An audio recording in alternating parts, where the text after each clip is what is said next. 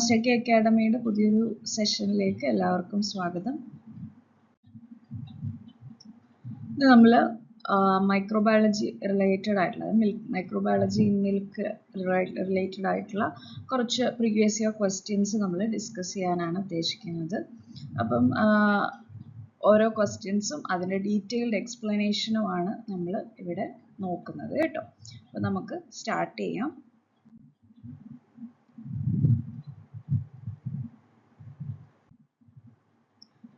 First question, which of the following is the primary source of psychotrophic bacterial contamination in raw milk during the production and handling? Okay, എന്താ ചോദിച്ചിരിക്കുന്നത്? അതായത് milk production, അതായത് മിൽക്കിങ്ങിൻ്റെ സമയത്തും അതിൻ്റെ ഹാൻഡ്ലിങ്ങിൻ്റെ സമയത്തും raw മിൽക്കിൽ എവിടുന്നാണ് primary source of psychotrophic bacterial contamination ഉണ്ടാവും. Psychotrophic bacterias means the bacteria that can survive refrigeration, അല്ല റെഫ്രിജറേറ്റഡ് ടെമ്പറേച്ചറിനെ സർവൈവ് ചെയ്യാൻ പറ്റുന്നവരെയാണ് നമ്മൾ എന്തെന്ന് പറയുന്നത്, സൈക്കോട്രോഫിക് ബാക്ടീരിയ എന്ന് പറയുന്നത്. അപ്പം ഈ സൈക്കോട്രോഫിക് ബാക്ടീരിയൽ കണ്ടാമിനേഷൻ റോ മിൽക്കിൽ മെയിൻലി എവിടെ നിന്നാണെന്നാണ് ചോദിച്ചിരിക്കുന്നത്. Okay, options are: option A, internal tissues of a healthy udder; option B, dairy waste water; option C, improperly cleaned and sanitized milk, contact surfaces and water supply; then ambient air in milking parlor. Okay, അപ്പോൾ correct answer എന്ന് പറയുന്നത് option C ആണ്. That is improperly cleaned and sanitized milk, contact surface and water supply. Okay, അതിൻ്റെ കാരണം എന്താണെന്ന് ചോദിച്ചു കഴിഞ്ഞാൽ, ഈ സൈക്കോട്രോപ്സ് എന്ന് പറയുന്ന ഗ്രൂപ്പ് ഓഫ് ബാക്ടീരിയാസ് മെയിനായിട്ടും സോയിലിൽ നിന്നും വാട്ടറിൽ നിന്നും ഒക്കെ ഉണ്ടാവാറുണ്ട്. പക്ഷേങ്കിൽ അത് കൂടുതലായിട്ടും അതിൻ്റെ ആ ഒരു പ്രസൻസ് മിൽക്കിൽ കാണണമെന്നുണ്ടെങ്കിൽ, ലാർജ് എമൗണ്ടിൽ കാണണമെന്നുണ്ടെങ്കിൽ എവിടെ നിന്നായിരിക്കും? നമ്മുടെ കറക്റ്റ് ആൻസർ ഏതായിരുന്നു? അതിൻ്റെ സോഴ്സ് എന്ന് പറയുന്നത് അവിടെ നിന്നായിരിക്കും. Okay, the primary vehicle for entering bulk milk in large numbers എന്ന് പറയുന്നത് വൃത്തിക്ക് സാനിറ്റൈസ് ചെയ്യാത്ത, പ്രോപ്പറായിട്ട് ക്ലീൻ ചെയ്യാത്ത മിൽക്ക് ക്യാൻസ്, പൈപ്പ് ലൈൻസ് അല്ലെങ്കിൽ മിൽക്കിംഗ് മെഷീൻസിൽ നിന്നൊക്കെ ആയിരിക്കും ഇതിന് എന്ത് കിട്ടുന്നത്? കണ്ടാമിനേഷൻ, അതായത് സൈക്കോട്രോഫിക് കണ്ടാമിനേഷൻ മെയിൻലി അക്വയർ ചെയ്യുന്നത്. ഓക്കെ, അപ്പോൾ വൺസ് ഈ ഒരു സർഫസിൽ, അതായത് ഈ പറയുന്ന പൈപ്പ് ലൈൻസോ മിൽക്കിംഗ് മെഷീൻസോ ആയിട്ടോ അഡ്ഹെയർ ആയി കഴിഞ്ഞാൽ, ഓർഗാനിസംസ് അഡ്ഹെയർ ആയി കഴിഞ്ഞു കഴിഞ്ഞാൽ അവിടെ ഇരുന്ന് അവർക്ക് മൾട്ടിപ്ലൈ ചെയ്ത് ബയോഫിലിംസ് ഒക്കെ ഫോം ചെയ്തിട്ട് എന്ത് ചെയ്യാൻ പറ്റും? സർവൈവ് ചെയ്യാൻ പറ്റും. അങ്ങനെ മിൽക്ക് കണ്ടാമിനേറ്റ് ചെയ്യാനായിട്ട് സാധിക്കും. Okay, അപ്പോൾ എന്താ പറഞ്ഞത്? While psychotrophs originate in the soil and water and the primary vehicle for entering bulk milk in large number is improperly sanitized milk cans, pipelines and milking machines. Once they adhere to surfaces, they can multiply even in residual water. Okay. Second question, chilling of raw milk immediately after milking is highly effective at stopping the growth of most pathogens, but it allows the proliferation of which group of microflora? എന്താ ചോദിച്ചിരിക്കുന്നത്? നമ്മൾ raw milk ചെയ്തതിന് ഉടനടി നമ്മൾ എന്ത് ചെയ്യണം? ചില്ല് ചെയ്ത് കഴിഞ്ഞാൽ എന്ത് പറ്റും? മോസ്റ്റ് ഓഫ് ദ പാത്തോജൻസും അവിടെ അവരുടെ ഗ്രോത്ത് സ്റ്റോപ്പ് ചെയ്യും. ചിൽഡ്, ഒരു റെഫ്രിജറേറ്റഡ് ടെമ്പറേച്ചറിൽ അവരുടെ ആ ഒരു പാത്തോജൻസിൻ്റെ മൾട്ടിപ്ലിക്കേഷൻസ് ഈസി ചെയ്യും. പക്ഷേ ഒരു ഗ്രൂപ്പ് ഓഫ് മൈക്രോബിയൽ ഫ്ലോറ മാത്രം അവിടെ എന്ത് ചെയ്യും? സർവൈവ് ചെയ്യും. ഓക്കെ, ആ ഗ്രൂപ്പ് ഓഫ് ഓർഗാനിസത്തിന് പറയുന്ന പേരെന്താണ്? സിമ്പിളായിട്ട് ചോദിച്ചാൽ റെഫ്രിജറേറ്റഡ് ആയിട്ടുള്ള ടെമ്പറേച്ചറിൽ സർവൈവ് ചെയ്യുന്നതിൻ്റെ പേരെന്താണെന്നാണ് ചോദിച്ചത്. Option A, thermophilic; B, psychotrophs; C, mesophiles and D, halophilic. നമുക്കറിയാം അല്ലേ, നമ്മൾ പഠിച്ചതാണ്. റെഫ്രിജറേറ്റഡ് ടെമ്പറേച്ചറിൽ സർവൈവ് ചെയ്യുന്നവരെ പറയുന്ന പേരാണ് സൈക്കോട്രോപ്സ്. സോ കറക്റ്റ് ആൻസർ എന്ന് പറയുന്നത് സൈക്കോട്രോഫിക് ബാക്ടീരിയ ആണ്. ബാക്കി തെർമോഫിലിക് എന്ന് പറഞ്ഞാൽ എന്താണ്? ഹൈ ടെമ്പറേച്ചറിൽ സർവൈവ് ചെയ്യുന്നവരെയാണ് നമ്മൾ തെർമോഫിലിക് എന്ന് പറയുന്നത്, അല്ലെ തെർമോഡ്യൂറിക് എന്നൊക്കെ പറയുന്നത്. അവർ പാസ്ചറൈസേഷൻ ടെമ്പറേച്ചറിനെയൊക്കെ യൂഷ്വലി സർവൈവ് ചെയ്യാറുള്ളത്. Then mesophils എന്ന് പറഞ്ഞാൽ നോർമൽ ടെമ്പറേച്ചർ, അതായത് 37 ഡിഗ്രിയിൽ സർവൈവ് ചെയ്യുന്നവരെയാണ്. അതായത് most of the pathogenic organisms ഒക്കെ ഈ 37 ഡിഗ്രി സെൽഷ്യസിലായിരിക്കും സർവൈവ് ചെയ്യുന്നത്. Then halophiles എന്ന് പറഞ്ഞു കഴിഞ്ഞാൽ അവർക്ക് സോൾ കോൺസെൻട്രേഷനെ വിത്ത്സ്റ്റാൻഡ് ചെയ്യും. ലൈക്ക് വിബ്രിയോ ഒക്കെ എങ്ങനെയാണ്? വിബ്രിയോ കോളറ പോട്ടെ വൾണിഫ്യൂക്കസ്, പാരാഹീമോലൈറ്റിക്കസ് പോലെയുള്ള മറ്റ് ഓർഗാനിസംസ് ഉണ്ട്. അവരൊക്കെ എന്ന് പറഞ്ഞാൽ ഹാലോഫിലിക് ആണ്. അതായത് അവർക്ക് ഹൈ സോൾ കോൺസെൻട്രേഷനിൽ സർവൈവ് ചെയ്യാനായിട്ട് സാധിക്കും. Okay,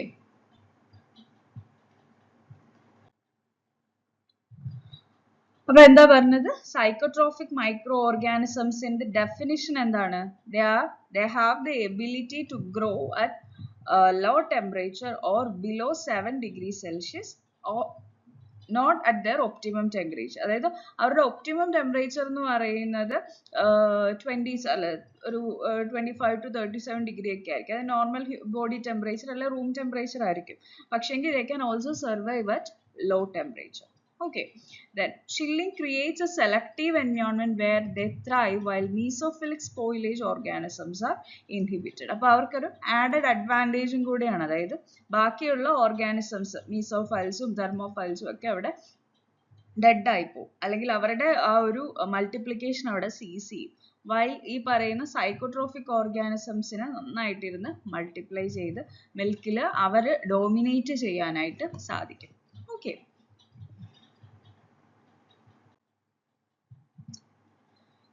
which biochemical characteristics make Pseudomonas species particularly troublesome for the long-term storage of processed dairy products like buttermilk and ultra-high temperature milk? Okay, അതായത് സ്യൂഡോമോണസിന്റെ ഏത് ബയോകെമിക്കൽ ക്യാരക്ടറിസ്റ്റിക് ആണ് നമുക്ക് മിൽക്കും അതുപോലെ തന്നെ മിൽക്ക് പ്രോഡക്ട്സും ഒക്കെ ലോങ് ടേം നമുക്ക് സൂക്ഷിച്ചു വെക്കാനായിട്ട് ബുദ്ധിമുട്ടുണ്ടാവുന്നത്? അതായത് മിൽക്കിൽ സ്യൂഡോമോണസ് വഴിയുള്ള കണ്ടാമിനേഷൻ കൂടുതലായിട്ടും, മെയിൻലി പാസ്ചറൈസേഷൻ ഒക്കെ കഴിഞ്ഞതാണെങ്കിലും കണ്ടാമിനേഷൻ ഉണ്ടാക്കുന്നത് ഒരു ക്യാരക്ടറിസ്റ്റിക് ഫീച്ചർ എന്താണെന്നാണ് ചോദിച്ചത്. Okay, option A, they form highly resistant endospores. Option B, they produce extracellular lipase and protease that survive pasteurization. Option C, they ferment lactose into lactic acid at rapid rates.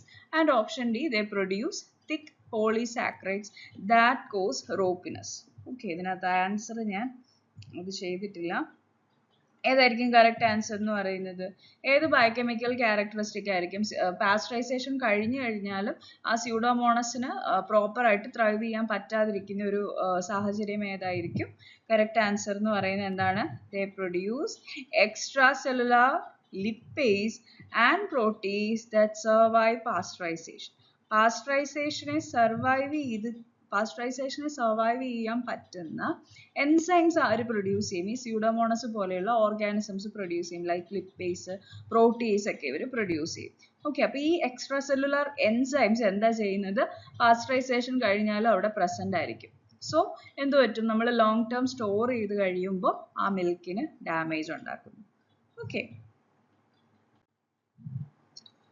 അപ്പോൾ Pseudomonas എന്ന് പറയുന്നത് non spore foaming ആയിട്ടുള്ള vegetative cells ആണ്.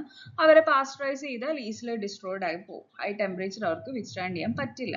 പക്ഷേ cold storage ചെയ്യുമ്പോൾ എന്താ സംഭവിക്കുന്നത്? അതായത് നമ്മൾ പാല് കറന്ന ഉടനെ റോ മിൽക്ക് നമ്മൾ ചില്ല് ചെയ്യുമെന്ന് നമ്മൾ പഠിച്ചായിരുന്നു അല്ലേ? അപ്പോൾ ദേ ആർ ആക്ച്വലി സൈക്കോട്രോഫ്സ് അല്ലേ? അവർക്ക് ലോ ടെമ്പറേച്ചർ ആക്ച്വലി കുറച്ചൊക്കെ വിത്ത്സ്റ്റാൻഡ് ചെയ്യാൻ പറ്റും. ഓക്കെ, അപ്പോൾ ആ ഒരു ടൈമിൽ അവരെന്താ ചെയ്യുന്നത്? അവർ ഈ പറയുന്ന എക്സ്ട്രാ സെല്ലുലാർ ലിപ്പേസും അതുപോലെ തന്നെ പ്രോട്ടീസും സെക്രീറ്റ് ചെയ്യും. ആൻഡ് ആ എൻസൈംസ് എന്താണ്? ഹീറ്റ് സ്റ്റേബിൾ ആയിരിക്കും.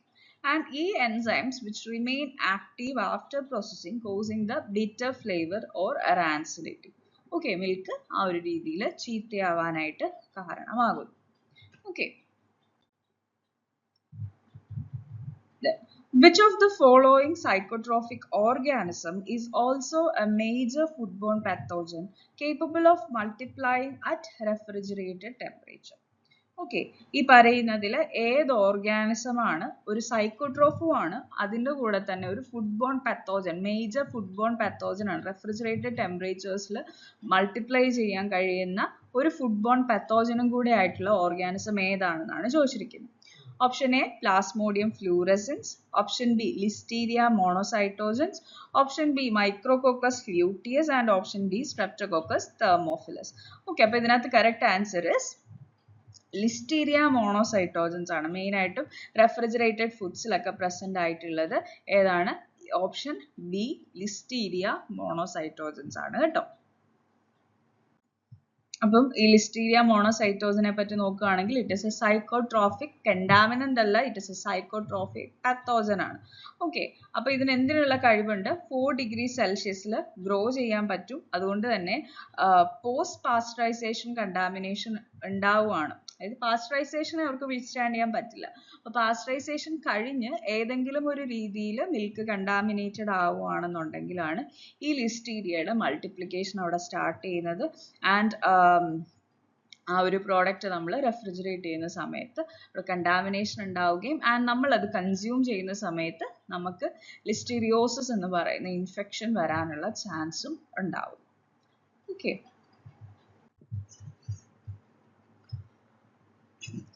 what is the typical generation time of a dominant psychotrophic bacteria like Pseudomonas at a standard refrigeration temperature? Actually ഒരു tricky question ആണ്. എന്താ നമ്മളോട് ചോദിച്ചിരിക്കുന്നത്? അതായത് സ്യൂഡോമോണസ് പോലെയുള്ള ഒരു സൈക്കോട്രോഫിക് ബാക്ടീരിയ ജനറേഷൻ ടൈം, എവിടെയുള്ള ജനറേഷൻ ടൈം ആണ്? റെഫ്രിജറേറ്റഡ് ടെമ്പറേച്ചറിലുള്ള ജനറേഷൻ ടൈം എത്രയാണെന്നാണ് നമ്മളോട് ചോദിച്ചിരിക്കുന്നത്. ഓക്കെ, അപ്പൊ അതിനകത്ത് നമ്മൾ ചിന്തിക്കേണ്ടതെന്ന് പറഞ്ഞാൽ നോർമൽ ആയിട്ട് ഒരു ബാക്ടീരിയ സർവൈവ് ചെയ്യുന്നത് എത്ര ഡിഗ്രിയിലാണ്? 37 ഡിഗ്രിയിലാണ്. മീസോഫൈൽസ് എല്ലാം സർവൈവ് ചെയ്യുന്നത് 37, പത്തോജനിക് ഓർഗാനിസം എല്ലാം 37 ഡിഗ്രി സെൽഷ്യസിലാണ്. അപ്പോൾ അതിന് ആ ഒരു ടെമ്പറേച്ചറിലാണ് അതിന്റെ ഏറ്റവും ആംബിയന്റ് ടെമ്പറേച്ചർ എന്ന് പറയുന്നത്. അപ്പൊ അവിടെ അത് നന്നായിട്ട് എന്ത് ചെയ്യും? മൾട്ടിപ്ലൈ, അതായത് അതിന്റെ generation time will be short. Okay, വളരെ ഷോർട്ട് ആയിരിക്കും ആ ഒരു ആംബിയന്റ് ടെമ്പറേച്ചറിൽ അതിന്റെ ജനറേഷൻ ടൈം. ബട്ട് ഈ ഓർഗാനിസത്തിന്റെ മറ്റൊരു പ്രത്യേകതയാണ് they can survive refrigeration.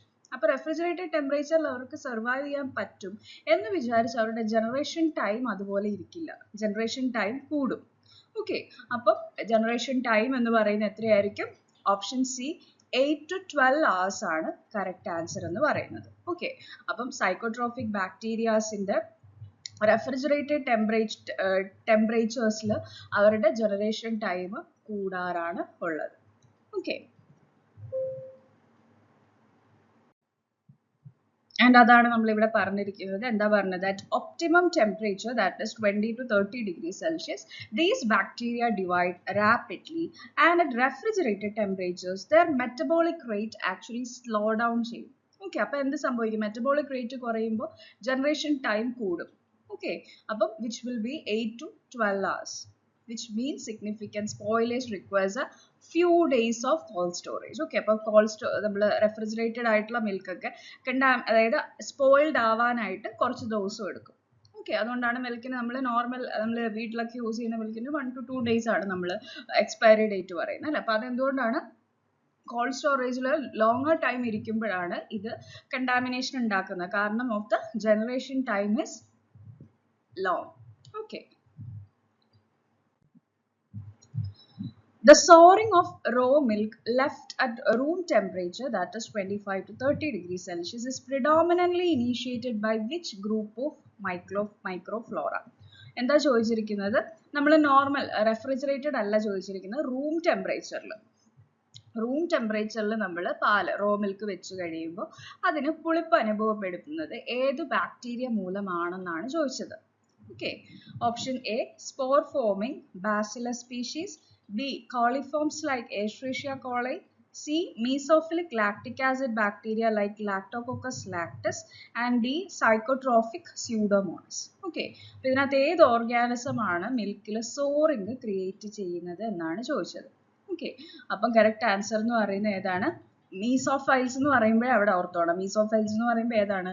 25 to 30 ഡിഗ്രിയിലൊക്കെ survive ചെയ്യുന്ന ഓർഗാനിസംസ് ആണ് അല്ലേ. അപ്പോൾ മീസോഫിലിക് ലാക്ടിക് ആസിഡ് ബാക്ടീരിയ ആണ്. മറ്റൊരു ഇമ്പോർട്ടൻറ്റ് കാര്യമാണ്, ലാക്ടിക് ആസിഡ് ബാക്ടീരിയാസ് ആയിരിക്കും മിൽക്കിൽ സോറിങ് ക്രിയേറ്റ് ചെയ്യുന്നത്. Okay, mesophilic lactic acid bacteria like lactococcus lactis ആണ് റൂം ടെമ്പറേച്ചറിൽ റോ മിൽക്കിന് സോറിങ് കോസ് ചെയ്യുന്നത്. ഓക്കെ, അപ്പം അതിൻ്റെ ഒരു എക്സ്പ്ലനേഷൻ നമ്മൾ ഓൾറെഡി പറഞ്ഞു കഴിഞ്ഞു. എന്താണ്? ആംബിയൻ ടെമ്പറേച്ചറിൽ മീസോഫിലിക് ലാക്ടിക് ആസിഡ് ബാക്ടീരിയ ആണ് ഏറ്റവും നന്നായിട്ട് ഗ്രോ ചെയ്യുന്നത്. And this lactococcus lactis ferment ലാക്ടോസിനെ ലാക്ടിക് ആസിഡ് ആക്കി മാറ്റും. നമുക്ക് എല്ലാം അറിയാം അല്ലെ, ലാക്ടോസ് ഉണ്ട്, മിൽക്കിൽ ലാക്ടോസ് പ്രസന്റ് ആണ്.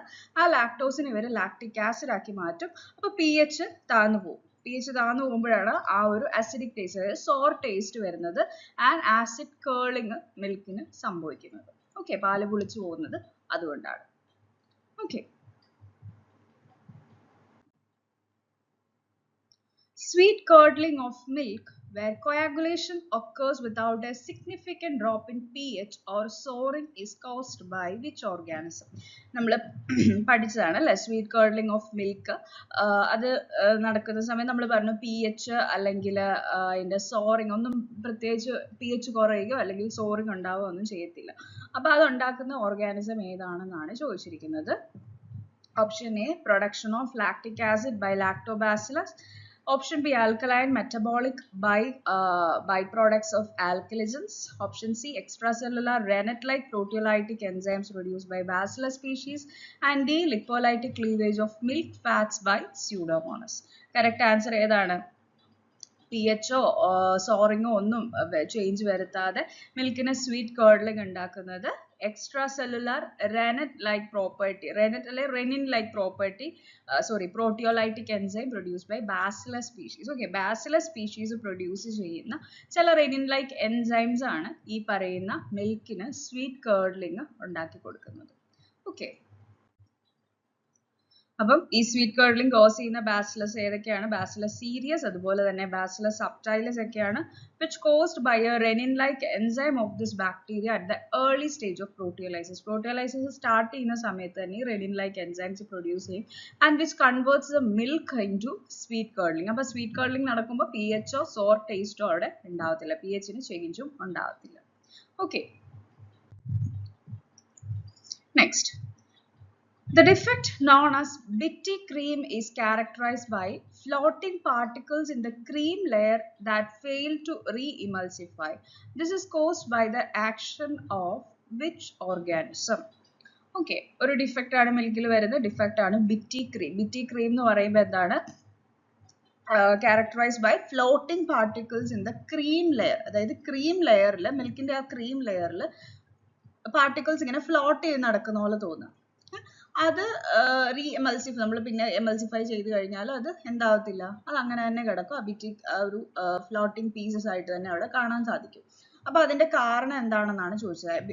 വിച്ച് ആക്ഷൻ, ഏത് ഓർഗാനിസത്തിന്റെ എന്ത് ആക്ഷൻ മൂലമാണ് അത് നടക്കുന്നതെന്നാണ് ചോദിച്ചത്. Option A, lecithinase from Bacillus cereus. B, amylase from Streptococcus. C, coagulase from Staphylococcus. And lactase from Clueromyces. Okay, ഇതിനകത്തെ കറക്റ്റ് ആൻസർ എന്ന് പറയുന്നത് ബാസിലസ് സീരിയസിന്റെ ലെസിത്തിനേസ് ആക്ഷൻ മൂലമാണ് ഈ ബിറ്റി ക്രീം ഡിഫക്റ്റ് ഉണ്ടാവുന്നതെന്നാണ് പറയുന്നത്. ഓക്കെ, അപ്പൊ അതെന്തുകൊണ്ടാണെന്ന് ചോദിച്ചു കഴിഞ്ഞാൽ ബാസിലസ് സീരിയസ് എന്ത് എൻസൈം പ്രൊഡ്യൂസ് ചെയ്യും? ലെസിത്തിനേസ് എൻസൈം പ്രൊഡ്യൂസ് ചെയ്യും. അതെന്താ ചെയ്യുന്നത്? ഈ മിൽക്ക് ഫാറ്റ് ഗ്ലോബ്യൂൾസിനെ സറൗണ്ട് ചെയ്യുന്ന ഒരു ഫോസ്ഫോലിപ്പിഡ് റിച്ച് മെംബ്രെയിനെ ബ്രേക്ക് ഡൗൺ ചെയ്യും. ഓക്കെ, അപ്പൊ അതുകൊണ്ടാണ് ഈ പറയുന്ന ബിറ്റി ക്രീം അപ്പിയറൻസ് ഉണ്ടാവുന്നത്. Okay, Bacillus cereus produce a lecithinase enzyme which breaks down the phospholipid-rich membrane surrounding the milk fat globules. This destabilizes the emulsion, causing the fat to aggregate into distinct solid flakes or bits ആയിട്ട് appear ചെയ്യും. Okay. Then, a dairy plant observes an intense blue discoloration across the surface of a stored raw milk. Which organism is the most likely culprit? എന്താ ചോദിച്ചത്? മിൽക്കിൽ bluish discoloration ഉണ്ടാക്കുന്ന organism ഏതാണെന്നാണ് ചോദിച്ചിരിക്കുന്നത്. Options are pseudomonas syncyanea, Serratia marzinus, Pseudomonas aeruginosus species and Flavobacterium species. Okay, correct answer ഏതാണ്? Bluish discoloration മിൽക്കിൽ cos ചെയ്യുന്ന Pseudomonas cinzinae ആണ്. Pseudomonas cinzinae produce a bluish pigment in milk, particularly when growing alongside with organism like Lactococcus lactis. Lactococcus lactis ന്റെ കൂടെയാണ് ഇത് grow ചെയ്യുന്നതെങ്കിലാണ് ഒരു deep blue pigment അവർ produce ചെയ്യുന്നത്. രണ്ടാമത്തെ option Serratia ആണെങ്കിൽ red colour pigment ആയിരുന്നു produce ചെയ്യുന്നത്. Okay. What type of microbial spoilage is responsible for a ropey or slimy texture in milk where long threads can be drawn out? Okay. അപ്പം എന്താ ചോദിച്ചിരിക്കുന്നത്? എന്ത് type of microbial spoilage മൂലമാണ്, അതായത് ഒരു bacteria produce ചെയ്യുന്ന എന്തുകൊണ്ടാണ് നമ്മുടെ റോപ്പിനസ്, മിൽക്കിൽ റോപ്പിനസ് ഉണ്ടാകുന്നത്. റോപ്പിനസ് എന്ന് പറഞ്ഞാൽ മിൽക്ക് ത്രെഡ് പോലെ, നൂല് പോലെ ഇങ്ങനെ നീണ്ടു വരുന്നത്. അതെന്തുകൊണ്ടാണെന്നാണ് ചോദിച്ചിരിക്കുന്നത്. Option A rapid proteolysis of way protein. Option B synthesis of extracellular polysaccharide capsular material. Option C excessive lipolysis releasing free fatty acids. And option D high somatic cell count. Okay, അപ്പോൾ correct answer എന്ന് പറയുന്നത് ഏതാണ്? നമ്മൾ പഠിച്ചായിരുന്നു അല്ലെ, റോപ്പിനസ് cos ചെയ്യുന്ന എന്താണ്, ഈ ബാക്ടീരിയയുടെ പുറമേ ഉള്ള ഒരു ക്യാപ്സുലാർ മെറ്റീരിയൽ മൂലമാണ് റോപ്പിനസ് ഉണ്ടാവുന്നതെന്ന് നമ്മൾ പറഞ്ഞായിരുന്നു അല്ലെ. അപ്പോൾ it is the synthesis of extra cellular polysaccharide capsular material. Okay, അതാണ് കറക്റ്റ് ആൻസർ. അപ്പം റോപ്പിനസ് കോസ് ചെയ്യുന്ന ഓർഗാനിസംസ് ഏതൊക്കെയാണെന്ന് ഓർക്കുന്നുണ്ടോ? ആൽക്കലിസൻസ്, വെസിക്കോലാക്ടിസ് അല്ലെങ്കിൽ ക്ലെപ്ഷിയല്ലയുടെ, ലാക്ടോകോക്കസിന്റെ ഒക്കെ ചില സ്പീഷീസ് ഈ പറയുന്ന ക്യാപ്സ്യൂൾ പ്രൊഡ്യൂസ് ചെയ്യാറുണ്ട്. ആ ക്യാപ്സ്യൂൾ മൂലമാണ് റോപ്പിനസ് ഉണ്ടാവുന്നത്. Okay. Then, which type of mastitis is characterized by sudden onset swelling of the udder, clots or flakes in the milk, and systemic illness in the dairy cow? Okay, ഏത് type of മാസ്റ്റൈറ്റിസിലാണ് അഡറിൽ swelling, അതുപോലെ തന്നെ മിൽക്കിൽ clots അല്ലെങ്കിൽ flakes കാണുക, അതുപോലെ തന്നെ കൗവിൽ നല്ല systemic ഇൽനെസ്സും കാണുന്നത് ഏത് ടൈപ്പ് ഓഫ് മാസ്റ്റൈറ്റിസിലാണെന്നാണ് ചോദിച്ചിരിക്കുന്നത്. Correct answer is clinical mastitis. Okay, clinical മാസ്റ്റൈറ്റിസിലാണ് പ്രിഡോമിനന്റ് സിംറ്റംസുമായിട്ട് നമുക്ക് മാസ്റ്റൈറ്റിസ് കാണാനായിട്ട് സാധിക്കുന്നത്. ഓക്കെ, അപ്പം clinical mastitis present clear visible symptoms both in the animal and in the milk. And മിൽക്കിൽ സിറസ് അപ്പിയറൻസ്, അതുപോലെ തന്നെ ബ്ലഡ്, ക്ലോത്ത്സ്, ഫ്ലേക്സ് ഒക്കെ ആയിട്ട് നമുക്ക് കാണാൻ പറ്റും. സബ് ക്ലിനിക്കൽ മാസ്റ്റൈറ്റിസ് ആണെങ്കിൽ അവിടെ കൗവിലാണെങ്കിലും മിൽക്കിലാണെങ്കിലും പ്രത്യേകിച്ച് ചേഞ്ചസ് ഒന്നും നമുക്ക് ഡിറ്റക്ട് ചെയ്യാനായിട്ട് സാധിക്കത്തില്ല. Okay. Which of the following is considered as primary contagious mastitis pathogen that colonizes the bovine mammary gland and spread chiefly during the milking process? Okay, അപ്പം options are E. coli, Streptococcus pyogenes, Staphylococcus aureus and Pseudomonas aeruginosa. ഇതിനകത്ത് ഏത് organism ആണ് ഒരു primary contagious ആയിട്ടുള്ള mastitis pathogen that colonize the bovine mammary ഗ്ലാൻഡിൽ colonize ചെയ്യുകയും milking വഴി അത് എന്താ പറയുക സ്പ്രെഡ് ചെയ്യുകയും ചെയ്യുന്നത് പ്രൈമറിലി ഏത് ഓർഗാനിസം ആണെന്നാണ് ചോദിച്ചിരിക്കുന്നത്. Correct answer is Staphylococcus ഓറിയസ്. Okay, ഈ മാസ്റ്റൈറ്റിസ് കോസ് ചെയ്യുന്ന ഓർഗാനിസംസിനെ നമ്മൾ രണ്ടായിട്ടാണ് ക്ലാസിഫൈ ചെയ്തിരിക്കുന്നത്. ദാറ്റ് ഇസ് കണ്ടേജിയസും ഉണ്ട്, അതുപോലെ തന്നെ എൻവിറോൺമെന്റലും ഉണ്ട്. ഓക്കെ, അപ്പം കണ്ടേജിയസിനകത്ത് വരുന്നതാണ് സ്റ്റഫൈലോകോക്കസ് ഓറിയസ്, അതുപോലെ തന്നെ സ്ട്രെപ്റ്റോകോക്കസ് അഗാലക്റ്റി എന്നൊക്കെ പറയുന്ന organisms. They are the classic എന്താണ് കണ്ടേജിയസ് പാത്തോജൻ. അവർ ഈ പറയുന്ന അഡറിൽ മൾട്ടിപ്ലൈ ചെയ്ത് മിൽക്കേഴ്സ് ഹാൻഡ്സ് വഴിയോ അല്ലെങ്കിൽ മെഷീൻസ് വഴിയോ സ്പ്രെഡ് ചെയ്യാറുമുണ്ട്. Then E. coli, Streptococcus pyogenes ഒക്കെ എന്ന് പറയുന്നത് എൻവയോൺമെന്റൽ പാത്തോജൻസ് ആണ്.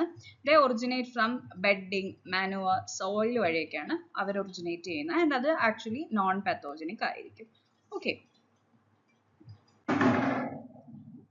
how does a mastitis infection typically alter the major mineral composition of raw bovine milk? Okay, അപ്പോൾ raw milkൽ mastitis infection ഉണ്ട് എന്നുണ്ടെങ്കിൽ, mastitis infection ഉള്ള ഒരു കൗ ആണ്, അവരുടെ raw milkൽ മിൽക്കിന്റെ ജനറൽ കമ്പോസിഷനിൽ എന്ത് ചേഞ്ച് ആണ് വരുന്നതെന്നാണ് ചോദിച്ചിരിക്കുന്നത്. Okay, option A increases calcium and phosphorus, decreases sodium and chloride. Okay, കാൽഷ്യവും ഫോസ്ഫറസും കൂടും, സോഡിയവും ക്ലോറൈഡും കുറയും. Second option decreases calcium and phosphorus, increases sodium and chloride. C decreases all minerals across the board. And D increase potassium, decrease sodium. Okay, correct answer എന്ന് പറയുന്നത് എന്താണ്? പാലിൽ മെയിൻ ആയിട്ടുള്ളത് കാൽഷ്യം ഫോസ്ഫറസും ആണ്. അത് രണ്ടും കുറയും. ആൻഡ് ബ്ലഡിൽ, അതായത് മാസ്റ്റൈറ്റിസ് ഇൻഫെക്ഷൻ ഉള്ളത് കൊണ്ട് ബ്ലഡിൽ നിന്ന് സോഡിയവും ക്ലോറൈഡും ലീക്ക് ഔട്ട് ചെയ്ത് മിൽക്കിലെത്താം. ഓക്കെ, അപ്പോൾ സോഡിയവും ക്ലോറൈഡിൻ്റെയും കണ്ടന്റ് കൂടുകയാണ് ചെയ്യുന്നത്. ഓക്കെ, ഇനിയും അതിൻ്റെ എക്സ്പ്ലനേഷൻ നമുക്ക് നോക്കാം. മാസ്റ്റൈറ്റിന്റെ സമയത്ത് ഇൻഫ്ലമേഷൻ വരുന്നത് കൊണ്ട് ഈ മാമറി എപ്പിത്തീലിയൽ സെൽസിന്റെ ടൈറ്റ് ജംഗ്ഷൻസിന് ഡാമേജ് ഉണ്ടാവും. ഓക്കെ, അപ്പൊ എന്ത് സംഭവിക്കും? ആ ഡാമേജ് ഉള്ളത് കൊണ്ട് ബ്ലഡിൽ നിന്നുള്ള കമ്പോണൻസ് ലീക്ക് ഔട്ട് ചെയ്ത് മിൽക്കിലേക്ക് എത്തും. ഓക്കെ, ആൻഡ് അതുപോലെ തന്നെ എന്താണ്, മിൽക്ക് കമ്പോണൻസ് തിരിച്ച് ബ്ലഡിലേക്കും പോവാം. ഓക്കെ, അപ്പൊ മിൽക്കിൽ എന്താ ഉള്ളത്? കാൽഷ്യം ഫോസ്ഫറസ് ആണ് പ്രിഡോമിനന്റ് ആയിട്ട് കാണുന്നത്. അപ്പൊ അത് എങ്ങോട്ടേക്ക് പോവും? ബ്ലഡിലേക്കും പോവും. ആൻഡ് ബ്ലഡിലുള്ള സോഡിയം ക്ലോറൈഡ് ഒക്കെ എന്ത് ചെയ്യും? തിരിച്ച് മിൽക്കിലേക്കും എത്തും. അതാണ് മാസ്റ്റൈറ്റിസ് വരുമ്പോൾ സോഡിയവും ക്ലോറൈഡും മിൽക്കിൽ കൂടും, കാൽഷ്യം ഫോസ്ഫറസ് അതുപോലെ തന്നെ പൊട്ടാസ്യം ഒക്കെ മിൽക്കിൽ കുറയാനുള്ള ചാൻസ് ആണ് ഉള്ളത്. ഓക്കെ,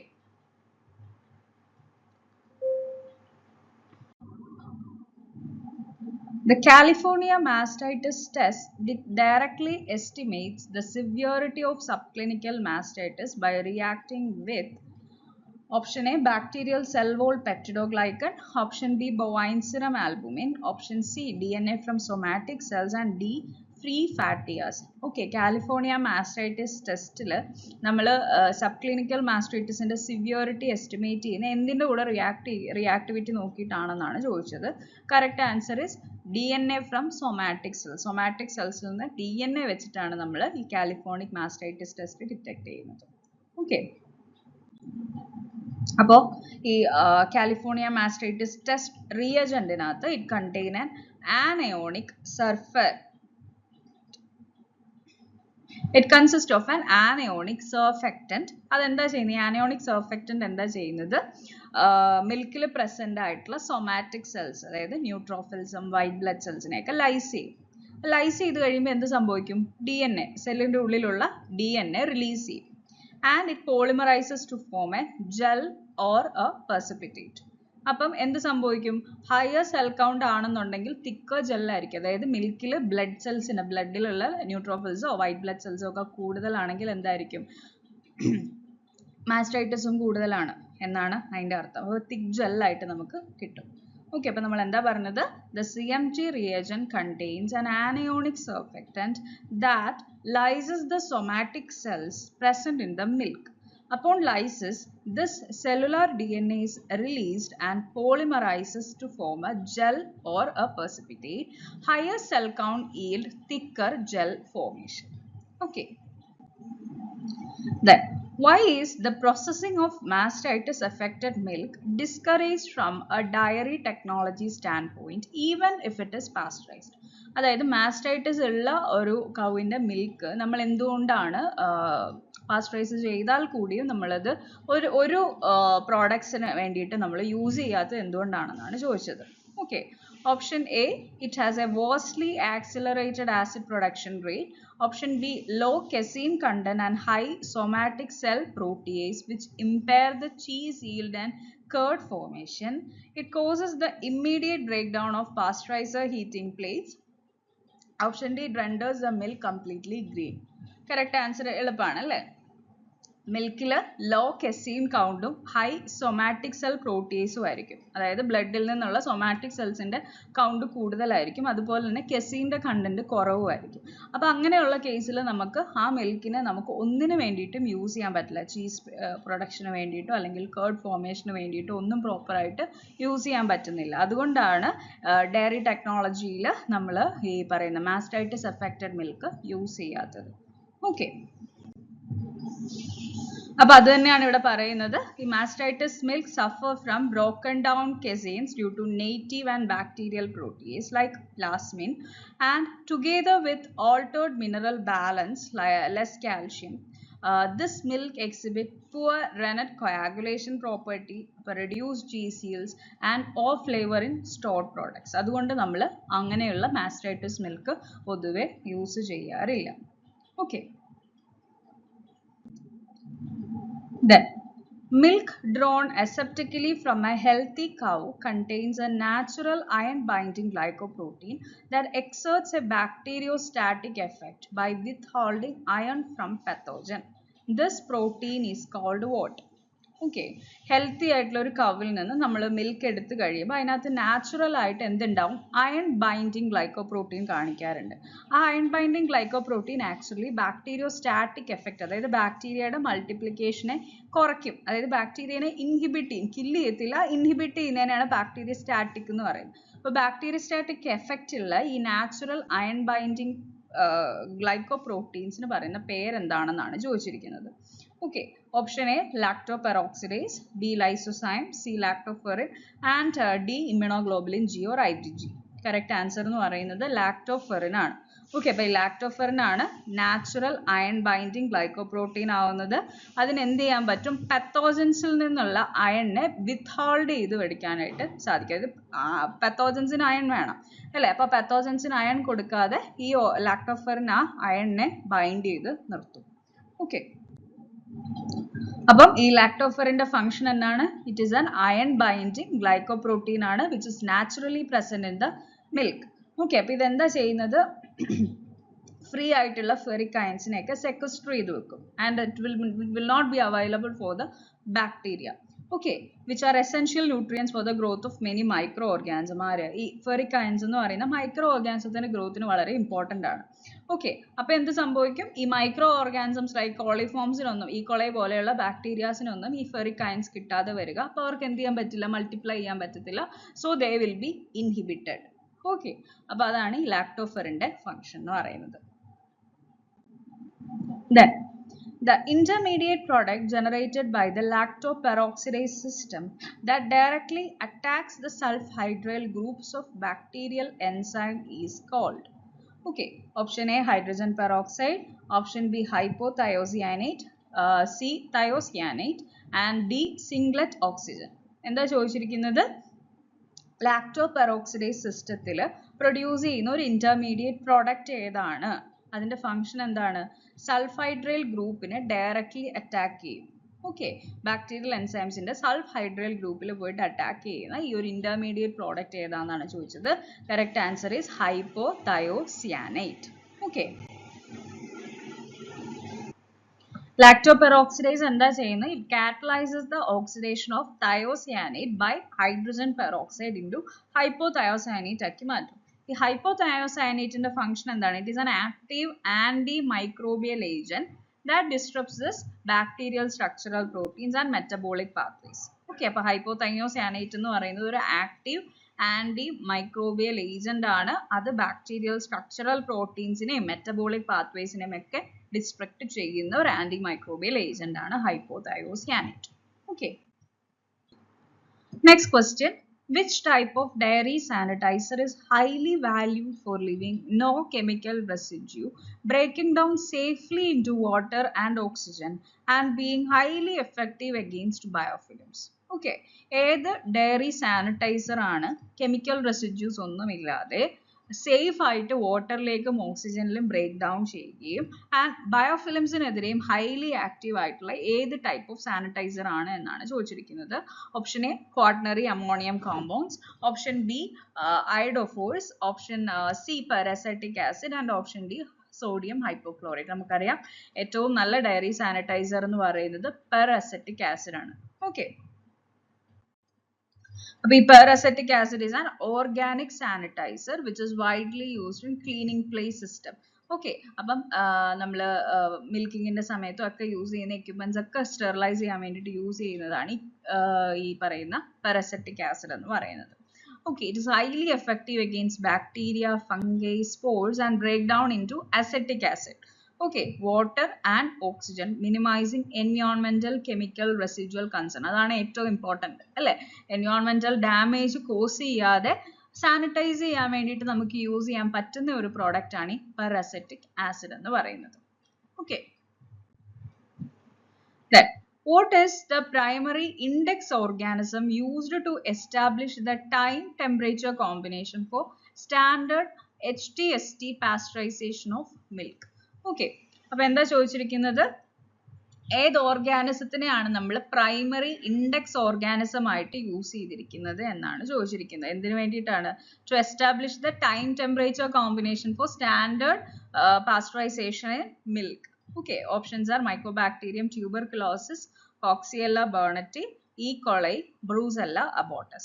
ശരി, കൺഫ്യൂഷൻ വരാൻ ചാൻസ് ഉണ്ട്. കാരണം മൈക്കോബാക്ടീരിയം ട്യൂബർകുലോസിസിനെ നമ്മൾ ഹിസ്റ്റോറിക്കലി പറയുന്നതായിരുന്നു, പക്ഷെ ഇപ്പൊ നമ്മൾ യൂസ് ചെയ്യുന്നത് കോക്സിയല്ല ബർണറ്റി ആണ് കേട്ടോ.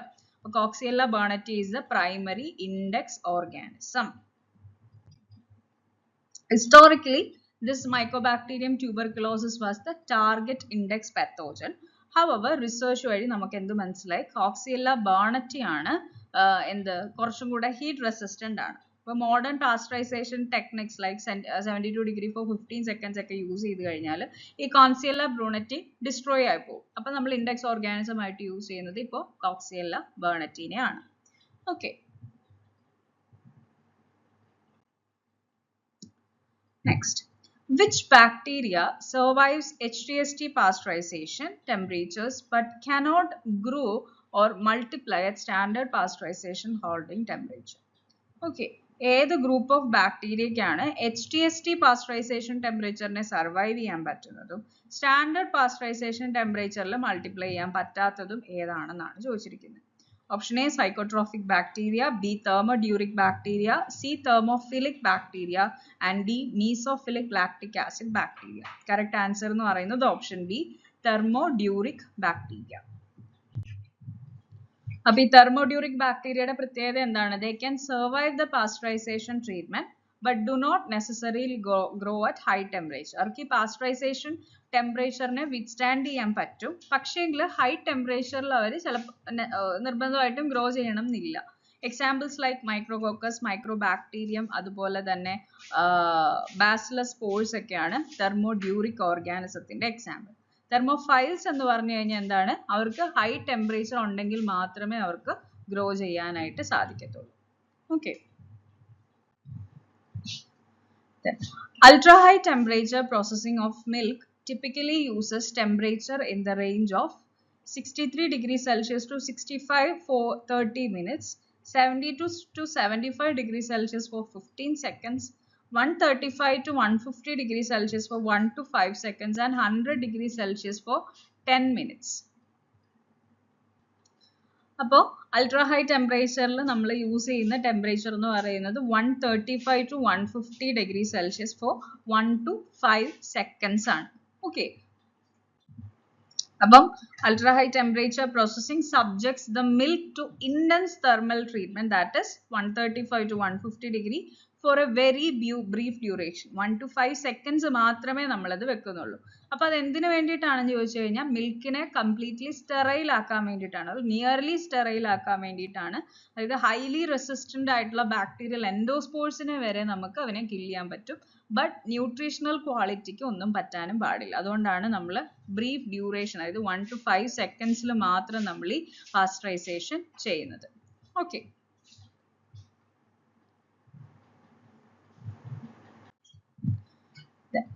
which process use physical centrifugal force rather than heat to remove bacterial cells and high density endospores from raw milk? Okay, ഏത് പ്രോസസ് ആണ് നമ്മൾ ഫിസിക്കൽ സെൻട്രിഫ്യൂഗൽ ഫോഴ്സ് യൂസ് ചെയ്യുന്നത് rather than ഹീറ്റ് അല്ലാതെ നമ്മൾ എന്താ പറയുക സെൻട്രിഫ്യൂഗേഷൻ വഴി നമ്മൾ മൈക്രോ ഓർഗാനിസത്തിനെ ഇൻഹിബിറ്റ് ചെയ്യാൻ വേണ്ടിയിട്ട് യൂസ് ചെയ്യുന്ന മെത്തേഡിന് പറയുന്ന പേരെന്താണെന്നാണ് ചോദിച്ചിരിക്കുന്നത്. Okay, option A, microfiltration, B, bacterifugation, C, homogenization, and D, thermization. നമ്മൾ പഠിച്ചാണ് അല്ലേ? കറക്റ്റ് ആൻസർ എന്ന് പറയുന്നത് ബാക്ടോഫ്യൂഗേഷൻ ആണ്. നമ്മൾ റോ മിൽക്കിനെ സെൻട്രിഫ്യൂഗേഷൻ ചെയ്യുന്നതിന് പറയുന്ന പേരാണ് ബാക്ടോഫ്യൂഗേഷൻ. Bacterifugation is a specialized high-speed centrifugation process that is used in dairy plants because bacterial cells and spores have a higher specific gravity than milk serum. So centrifugal force separates them out into a heavy fraction, reducing the microbial spore load without applying thermal stress. Okay.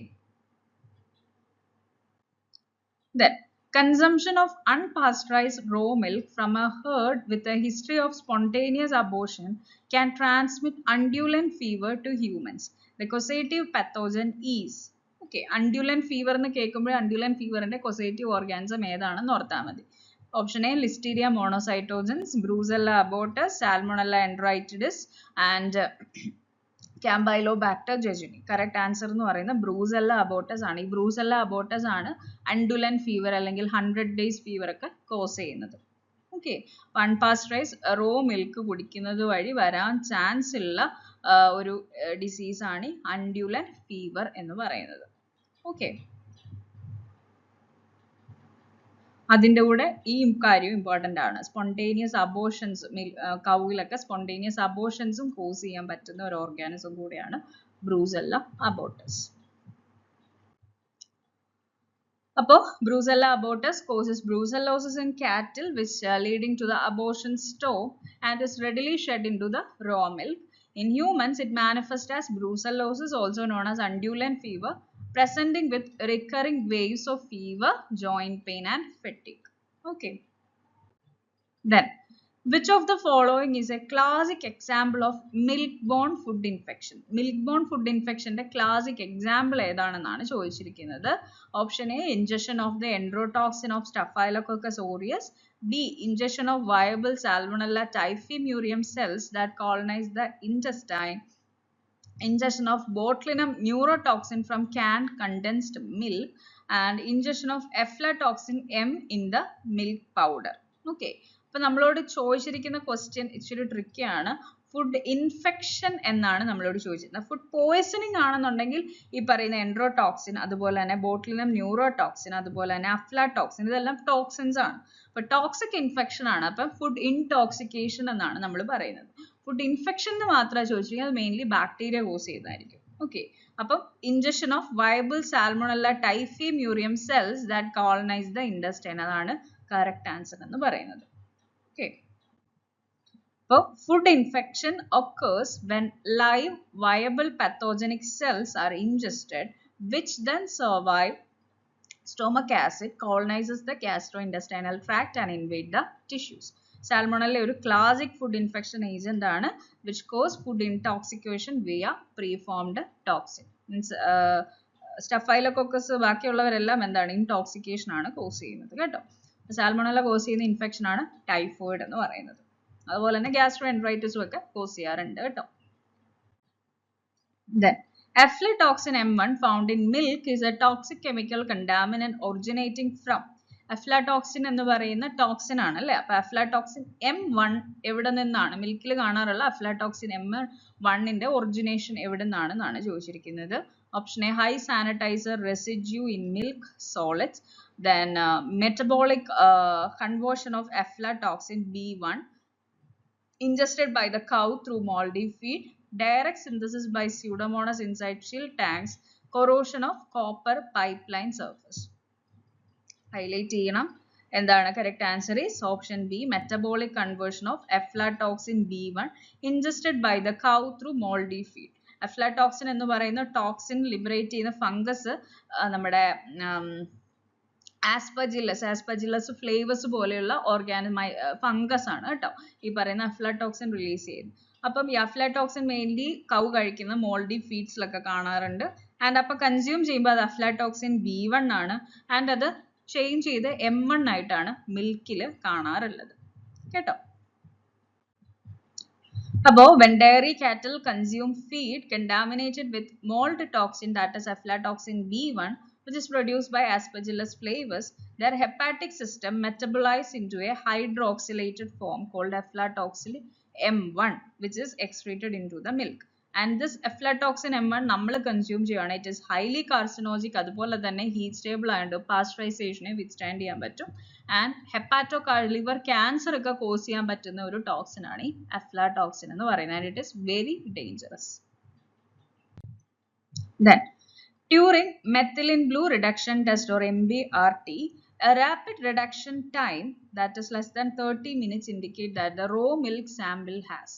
Okay, rapid reduction time methylene blue reduction test ൽ കാണുകയാണെന്നുണ്ടെങ്കിൽ അതിൻ്റെ അർത്ഥം എന്താണ്?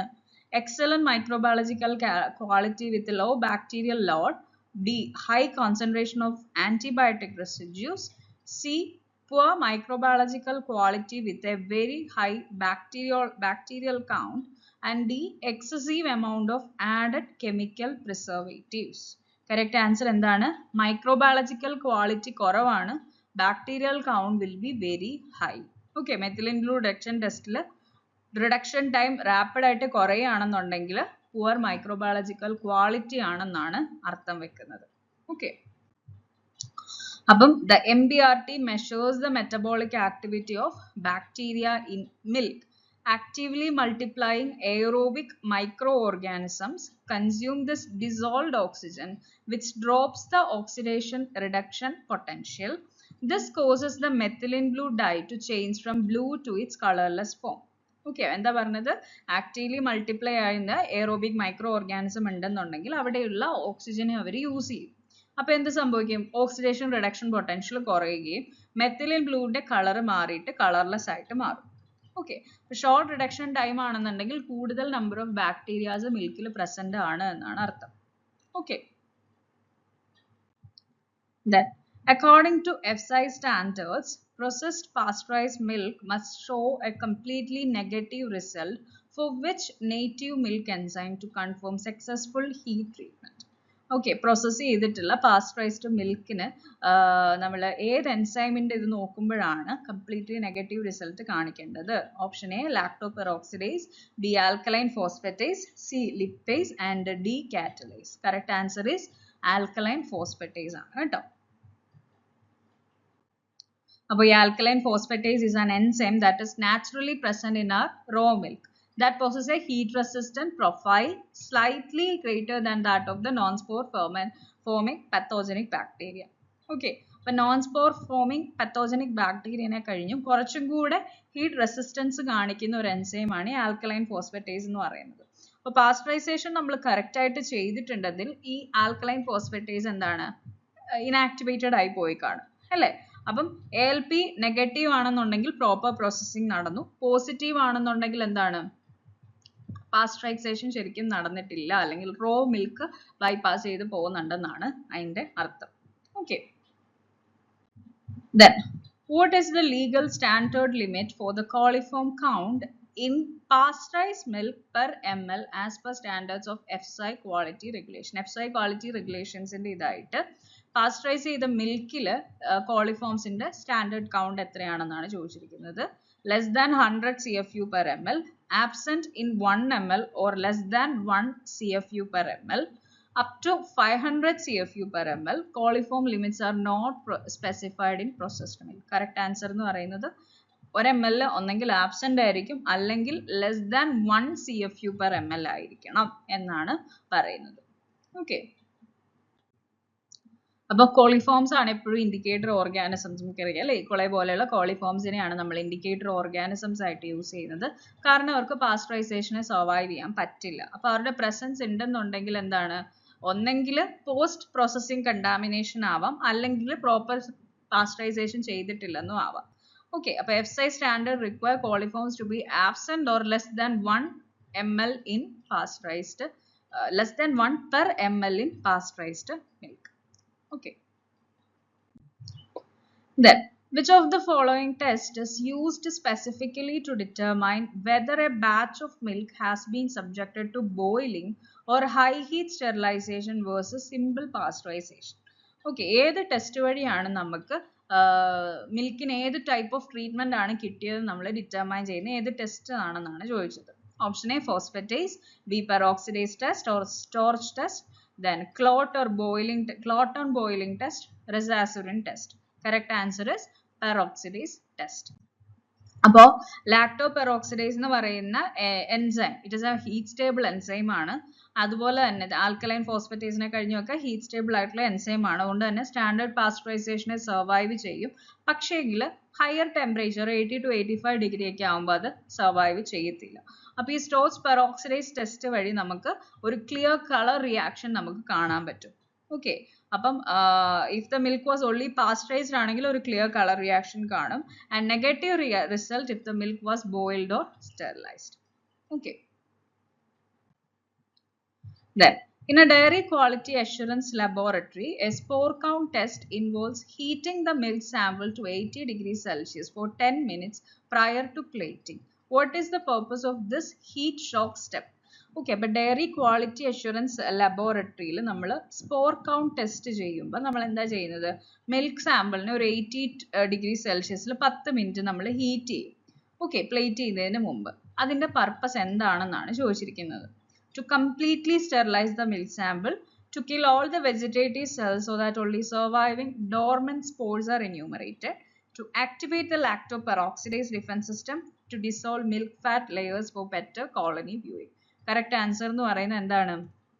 80°യിൽ heat ചെയ്യുന്നതിൻ്റെ ഇതെന്ന് പറഞ്ഞാൽ vegetative സെൽസിനെ എല്ലാം kill ചെയ്തിട്ട് spores മാത്രം അവിടെ പ്രസന്റ് ആയിരിക്കും. ആൻഡ് ആ സ്പോർ നമ്മൾ പിന്നെ പ്ലേറ്റ് ചെയ്യുമ്പോൾ അവർ സർവൈവ് ചെയ്യും. Okay, so correct answer is to kill all vegetative cells so that only surviving dormant spores are enumerated. So, heating milk to 80°C for 10 minutes kill all standard vegetative cells including lactic acid bacteria and psychotrophs, but does not destroy bacterial endospores such as bacillus or clostridium spores.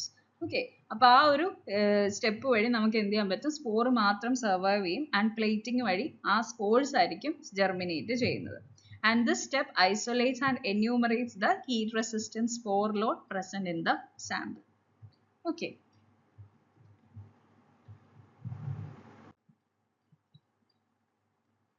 അപ്പോൾ ഇത്രയേ ഉള്ളൂ ഇന്നത്തെ session. എല്ലാവർക്കും മനസ്സിലായെന്ന് വിശ്വസിക്കുന്നു. Thank U.